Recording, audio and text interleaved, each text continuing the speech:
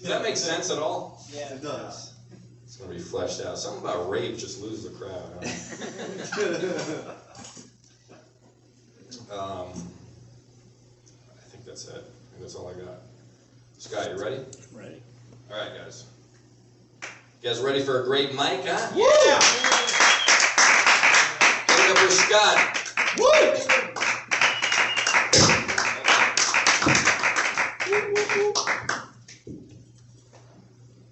Hi, my name is Scott Goldner.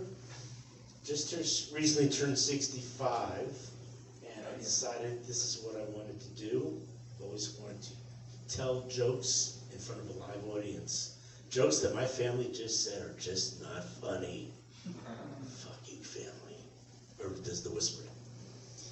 I'm from New York. I used to work for Nathan's Famous the Hot Dogs. Hell yeah. Oh yeah. You guys know who John Gotti is? Yeah. He was the famous, notorious mobster. He was literally ran New York. And I had his nephews working for me. They were wonderful workers.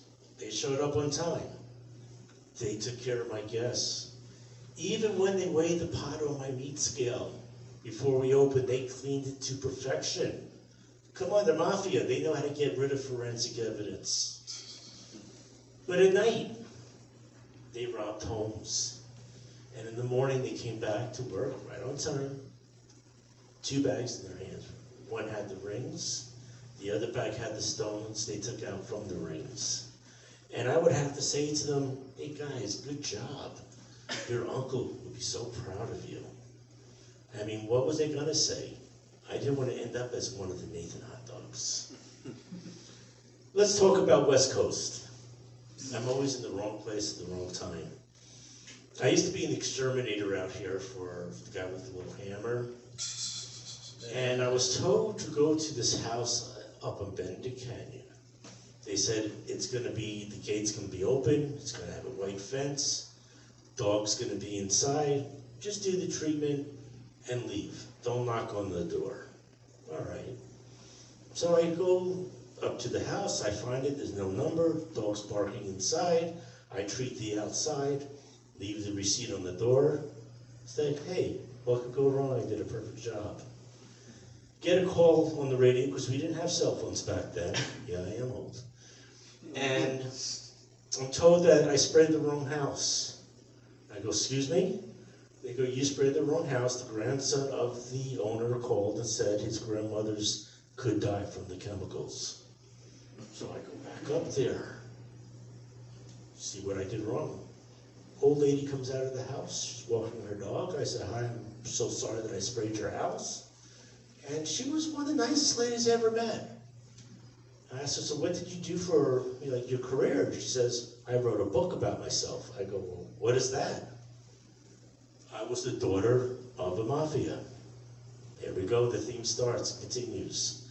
Her father was David Berman, who started Las Vegas gambling. So she wrote a book about that. And I thought, wow, how cool is this? Except, about a month later, I decided to look up her history. And I found out that on Christmas Day, a month later, she was assassinated, mafia style, in the back of the head in her home. Dang.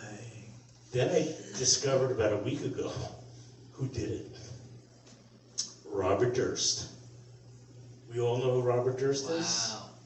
He killed his wife, and then he killed Susan Berman.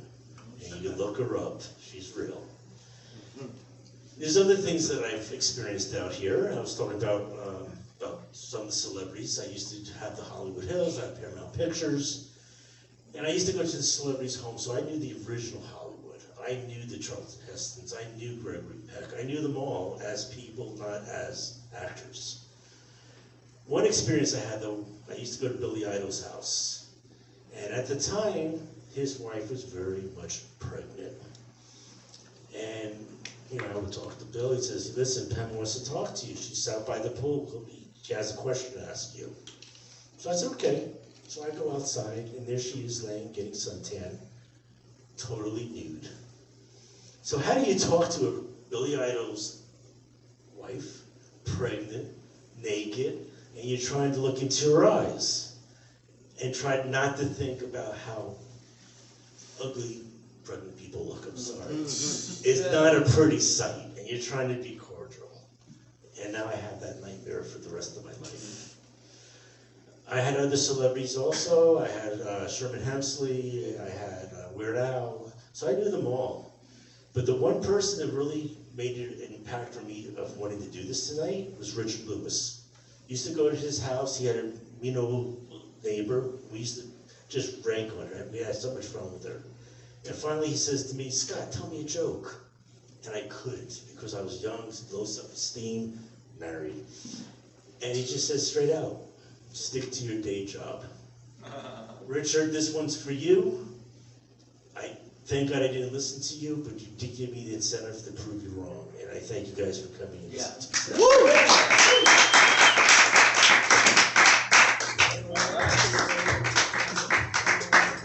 Give it for Scott, everybody. Long stories past. All right. Up next, Bernardo and then Anderson. Give it up for Bernardo, everybody.